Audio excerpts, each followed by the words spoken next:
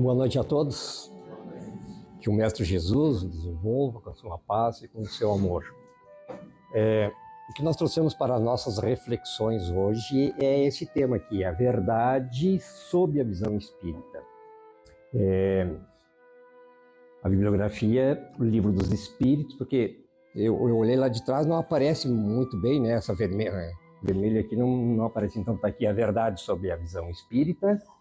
Livro dos Espíritos, questão 628, e algumas palestras na internet que eu verifiquei lá e busquei as orientações que estavam lá, de Raul Teixeira e Jader dos Reis Sampaio. Talvez Jader dos Reis Sampaio não seja muito conhecido, mas ele foi um divulgador da doutrina espírita, um psicólogo, professor da Universidade de São Paulo, e tem vários livros que ele psicografou. Eu tenho que ficar atento ali, né? Porque se começar a caminhar daqui a pouco, acostumado a andar um pouco para lá e para cá. E o livro Fonte Viva, de Emmanuel, trazido até nós pela abençoada psicografia do Chico. Eu vejo que a verdade sobre a visão espírita é diferente se eu colocasse o título, já começa assim, porque ele é um tema um pouquinho e tem várias faces, vários ângulos da verdade, né? Que algum pode ver de uma maneira, outro de outra, né? Então é importante a gente ver o que dizem esses ícones da doutrina espírita. Se fosse a verdade na visão espírita, dá a entender o seguinte, que é aquilo e não acrescenta mais nada, não tem mais nada para acrescentar. A verdade na visão espírita é isso aí, dá a entender isso, né? Agora, sob a visão espírita, dá a entender que dá para acrescentar mais coisas, tá? Acrescentar mais coisas. Então, o que a gente recolheu na internet para nossas reflexões aqui é o seguinte, que a razão da existência humana é encontrar a verdade. Mas os benfeitores espirituais, lá em 1860, na edição do seu livro principal espírita, que é o Livro dos Espíritos, eles já recomendaram cautela nessa busca pela verdade. E, evidentemente, que Kardec, preocupado com esse tema, ele pergunta, então, na questão 628, para os instrutores da humanidade, por que a verdade não foi sempre colocada ao alcance de todo mundo? Olha o que eles responderam. É preciso que cada coisa venha a seu tempo. A verdade é como a luz. É preciso nos habituar a ela. Caso contrário, e pouco a pouco, caso contrário, ela pode nos deslumbrar. Tudo que eu vou falar aqui é dentro daquele, não tem nada do beta, apesar que essa observação que eu vou fazer, né? Que ele compara a verdade com a luz e que a gente tem que se habituar pouco a pouco. Se nós estivermos aqui na câmara de passes, estiver escuro e a gente sair rápido e se dar com toda essa luminosidade aqui, a gente fica um pouco deslumbrado e não consegue enxergar direito o que tem aqui. Por isso que é a verdade, por isso que os instrutores espirituais recomendaram lá em 1860 e continuam a recomendar ainda ter cautela com a verdade. Tá? Porque vejam o seguinte, a primeira revelação, que é Moisés, até Cristo são 1500 anos. Então, Moisés, a função dele, a missão dele era revelar que existia um único Deus. Como ele era um médium que ele precisava mostrar para ter fidedignidade daquele povo que era semibárbaro, ele precisava mostrar que era um Deus único, mas que era um Deus muito severo, punitivo e vingativo. Tanto é o seguinte, que nas leis mosaicas, para a mulher que fosse pega em adultério, ela era apedrejada. Tá? Evidentemente que essa é uma justiça que veio melhorar o que existia antes, porque como é que era a justiça antes? Se alguém fosse lá e pegasse um animal do outro, o outro tinha o direito de ir lá e pegar todos os animais. Se alguém machucasse, digamos, cortasse a mão de alguém ali, de uma família, a família tinha o direito de ir lá e matar todos os da família. Então, Moisés veio disciplinar isso aí. Diz, pelo menos se cortar a tua mão, vai lá e corta a mão de um, né? Não é liquidar a família toda. Então veio disciplinar um pouco, melhorar aquela justiça ali. Aí, como é que a verdade, que Jesus, eu sou a verdade, o caminho, né? E a vida, ninguém vai ao Pai senão por mim. Como é que a verdade de Jesus, né? Como é que alguém ia chegar ali e falar para aqueles semi-bárbaros em perdão? Não tinha como. Então, por isso que ele diz aqui, ó, cada coisa vem a seu tempo e é preciso nos habituar a ela pouco a pouco. De outra forma, ela nos deslumbra. Então, a verdade, sob a visão espírita, ela é entendida como um conceito multifacetado, como a gente falou antes ali. Quer dizer, tem vários ângulos, revelado gradualmente ao longo do tempo e do desenvolvimento moral do ser humano. E a verdade, irmãos, ela tem sido pauta de discussão desde que o homem entendeu-se como ser racional na busca de respostas para compreender a vida e suas manifestações. E aí, ao longo de todo esse tempo, filósofos, pensadores, educadores, cientistas, religiosos, humanistas têm procurado o real sentido do vocábulo, ou seja, da palavra verdade, né? Na sonda intrincada da descoberta do conhecimento universal. Do conhecimento universal. E quanto ao Espiritismo, a doutrina espírita, ela é uma verdade absoluta? Não, não é. A maioria, a grande maioria dos estudiosos da doutrina espírita tem a verdade como sendo, ela não é absoluta e nem tampouco dogmática, mas sim, a verdade é um conjunto de princípios e leis que governam o universo e a vida espiritual. E esse conjunto de leis e princípios que regem o universo e a vida espiritual estão ao nosso alcance. É passível de serem compreendidos por nós, mas com base na observação, na razão e na experiência e coerência. Quer dizer, não dá para aparecer uma verdade nova, aí, algum fato novo, e a gente já imediatamente, né, ir acreditando. Com calma. Razão, observação, experiência, coerência. Porque para o Espiritismo, a verdade, ela não é parada, ela não é estática, não é algo que é fixo e imutável. Ela pode ser mudada, pode ser acrescentada. Então, a verdade para a doutrina espírita, ela é um conhecimento que se expande à medida que o ser humano evolui e desenvolve suas capacidades para compreendê-la.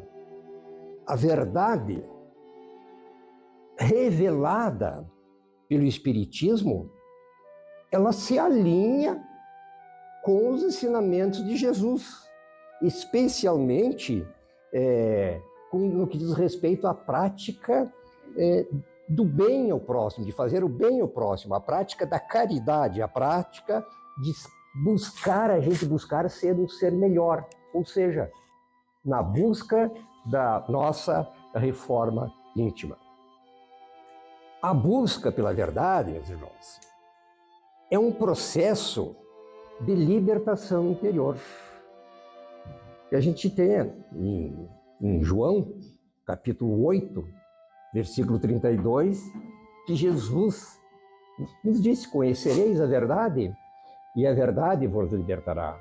Então, a busca pela verdade é um processo de libertação interior, pois nos permite conhecer melhor e entender um pouco melhor as leis divinas que regem o universo e a nossa própria existência, nos libertando das ilusões e do sofrimento, tornando-se muito mais fácil a nossa ida, a nossa ascensão aos páramos celestiais, ou seja, a um mundo bem melhor.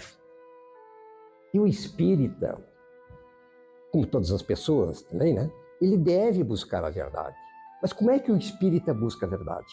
Através do estudo da doutrina espírita, que tem como objetivo aprimorar-se moralmente e transformar-se em um ser melhor. Desculpe. E também deve estar sempre aberto a novas revelações e informações, sem dogmatismo, sem preconceitos ou fanatismo, mantendo sempre o critério da razão, da observação, da coerência e também da experiência. Que falando, o espírito deve estar sempre aberto às novas revelações. Revelações, Kardec desenvolveu criteriosamente o caráter da revelação aqui neste livro, a Gênese, capítulo 1. E é um capítulo bem longo. E ele nos diz o seguinte, que a revelação espírita, ele vai falar da revelação espírita, ele tem como característica, qualquer revelação, não só a revelação espírita, qualquer revelação tem como característica que tem que ser a verdade. Que revelar um segredo é tornar conhecido um fato. Mas se esse fato é falso, já não é um fato. E, consequentemente, não existe revelação nenhuma. E ele continua mais adiante. O que de novo ensinam os homens, quer na ordem física, quer na ordem filosófica, são revelações. E ele continua. Se Deus suscita, ou seja, se Deus permite que exista, faz surgir novos reveladores para as verdades científicas, com muito mais razão, Deus vai fazer surgir reveladores para as verdades morais, sendo estas os elementos principais e essenciais do progresso. Então, o conhecimento da verdade é o destino de toda criatura que deseja, que anseia por um entendimento acerca das principais questões da vida, que vem preocupando o homem no decorrer de todo o seu processo evolutivo antropomórfico, ou seja, todo o seu processo evolutivo humano. Né? E qual é que é essa principal preocupação? É de onde eu vim, o que estou fazendo na Terra e para onde eu vou depois que sair daqui. Então, várias religiões, várias filosofias tentaram explicar, mas não foram muito bem sucedidas. Quem tem uma explicação, uma elucidação mais satisfatória, não é a dona da verdade, é a doutrina espírita. Tá? Então, e a gente pode acessar essas informações aí, através, como falamos antes, do estudo da doutrina espírita, conhecer as obras básicas e também as obras complementares trazidas por nós, por vários colaboradores de Jesus na evangelização da humanidade. Quem são esses colaboradores na evangelização de Jesus para a humanidade? Chico Xavier, Divaldo, Raul Teixeira, Ivone Pereira do Amaral e tantos outros colaboradores da evangelização de Cristo para a humanidade. Então, é natural que à medida que a gente começa a evoluir moralmente e intelectualmente, que são as duas asas que nos levam lá para os mundos melhores, as duas asas, a intelectual e a moral, tá? melhores condições nós teremos de entender e aceitar a verdade, integrando-nos definitivamente aos propósitos divinos de Jesus. Conhecereis a verdade, e a verdade vos libertará. E Raul Teixeira, então, fala para nós a respeito dessa frase formidável de Jesus, lá na Federação Espírita do Paraná. E ele começa assim: ora, nós já ouvimos essa expressão do Mestre há 21 séculos, e não nos parece que essa formidável expressão está bem compreendida, ou seja, bem compreendida pela maioria da humanidade cristã. Nesses 2 milênios, diz ele, que nos separam da vinda de Jesus Cristo à Terra, em vez de nós estarmos libertos, muitos de nós, diz ele, temos nos visto cada vez mais escravizados. Mas escravizados de quê? Daí ele vai dizer para nós. Muitas pessoas são escravizadas do seu temperamento, né? E chegam, algumas a afirmar o seguinte, desculpe, não trouxeram a água hoje, né, para nós. Então, muitas pessoas têm um temperamento e chegam a dizer o seguinte: eu sou assim, né? Quem gostar de mim é assim que eu sou. Aquele temperamento agressivo, aquele temperamento que alguns apresentam, qualquer coisa deixa a razão e parte para a emoção. Quer dizer, alguns com pavio curto, outros com pavio curtíssimo, e alguns nem pavio têm, mas se mantém assim, tá? Aquela irritabilidade, esse malefício que ele causa à sua saúde mental e também do corpo. Tem mais coisa que nos escravizam? Raul Teixeira diz sim, os vícios. Há pessoas... Obrigado. Existem muitas pessoas que, se não estiverem embriagados, eles não estão bem. E há outras pessoas, Raul Teixeira falando, que se não estiverem mal cheirosos do tabaco, unhas amarelas, bigode, dentes, o tabaco vazando pela sudorese, elas não estão bem. E aí vamos encontrando outros vícios escravizantes, como também alguns escravos da marijuana, que é a maconha, a cocaína, o êxtase, o crack, e de toda sorte de loucuras químicas ou bioquímicas que a pessoa vai usando com a possibilidade de fugir. Fugir de quê? Fugir de si mesmo, fugir dos problemas do mundo. Até consegue, mas continuam escravas. E não adianta mostrar todo o malefício que elas causam a si próprias, a sua saúde mental, orgânica.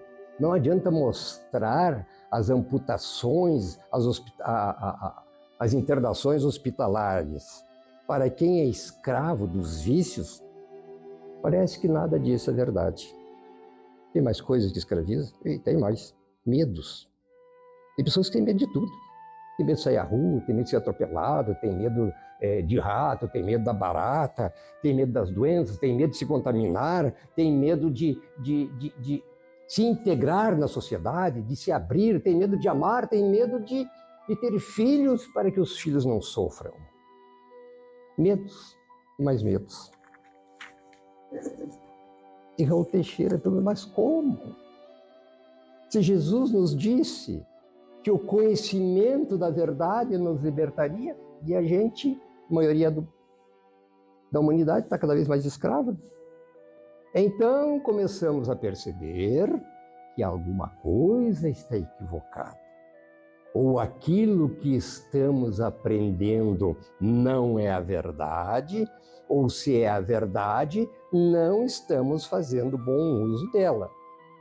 Dessa forma, começamos a perceber que essa verdade que tem que nos libertar, ainda precisamos caminhar bastante tempo até alcançá-lo. Mas vale a pena que comecemos a verificar em que níveis de verdade nós temos vivido. Quais são as ilusões que nos têm envolvido? Se não nos estamos deixando embanhar, enganar, iludir por mentiras, ou se estamos criando nossas próprias mentiras para fugir da verdade. Justificativas que nada justificam para fugir da realidade. E é muito comum que pessoas que querem fugir da necessidade de buscar a verdade fiquem se perguntando, mas afinal de contas, o que é a verdade? Pois é, essa pergunta, quando Pilatos estava interrogando Jesus, e Jesus diz assim: aqueles que me conhecem ouvem a verdade da minha voz. E Pilatos faz aquela pergunta naquele momento mais estranho possível, mas o que é verdade? Aí Jesus poderia ter feito o melhor e mais eloquente discurso sobre a verdade para convencer ou converter Pilatos. E o fez. O discurso mais eloquente possível e verdadeiro foi silenciar. Porque o mestre sabia que é muito difícil, é muito complicado querer se falar a verdade para quem gosta da mentira, para quem não está interessado na verdade. Pilatos, na verdade, estava o quê? Mancomunado com a mentira e com os mentirosos. Aí Raul Teixeira nos diz o seguinte: nós podemos conhecer a verdade. Como? Ou seja, tomar informações sobre a verdade. Pois quando usamos, ele diz assim, quando usamos assim conhecer a verdade, esse verbo conhecer, ele admite duas faces. A primeira face, que ele traz como exemplo, nós conhecemos um determinado comércio. Sabemos onde é que fica, de repente já estivemos por lá, já compramos alguma coisa. Nós conhecemos algumas pessoas, fulano, vemos eles na rua e tal, sabemos onde eles moram. É a primeira face. Mas a segunda fase começa o seguinte: eu não conheço aquele comércio internamente, eu não conheço toda a sua logística, eu não conheço aquela pessoa também na sua intimidade. Esse vem a ser o segundo elemento, que nos leva a pensar num conhecimento de intimidade. E ele traz como exemplo, lá na Bíblia, e fulana conheceu a seu marido, ou seu marido conheceu a sua esposa. Mas isso quer dizer o quê? Quer dizer que houve intimidade entre eles. O verbo conhecer tem relação com a intimidade. Nós conhecemos alguma coisa quando conseguimos penetrar a intimidade dessas coisas. Fora disso, só temos informações dessas coisas. E essas informações também são chamadas de conhecimento. Então, enquanto a verdade em nossas vidas não passar de mera informação, ela não nos libertará, porque não somos obrigados a fazer aquilo de que fomos informados. Daí, então, a verdade só conseguirá ser trabalhada por nós, vivida por nós, e por conseguinte nos libertar quando for o segundo entendimento do verbo conhecer, quando tivermos intimidade com a verdade. Quando a verdade passar a ser uma vivência nossa, um estilo de vida nossa, aí então, por amar a verdade, por respirá-la, por se sensibilizar com ela, a criatura humana então conseguirá se libertar. Aí por que eu vou ter medo se eu conheço a verdade? Eu sei que aqueles medos me prejudicam. Por que eu vou ter aquele temperamento irritadiço se ele está me fazendo mal? E por que que eu vou me barafustar? Ou seja, por que que eu vou me encharcar de drogas? Por que eu vou trilhar esse caminho de drogas se ele me leva à perdição? Então, a partir do momento que nós ingerimos a verdade e passamos a metabolizá-la em nosso raciocínio, em nosso discernimento, em nosso sentimento, aí passamos a ter vontade de ser melhor. Aí passamos a trabalhar para ser melhor. Aí passamos a entender as coisas de um outro ângulo e começamos a nos libertar.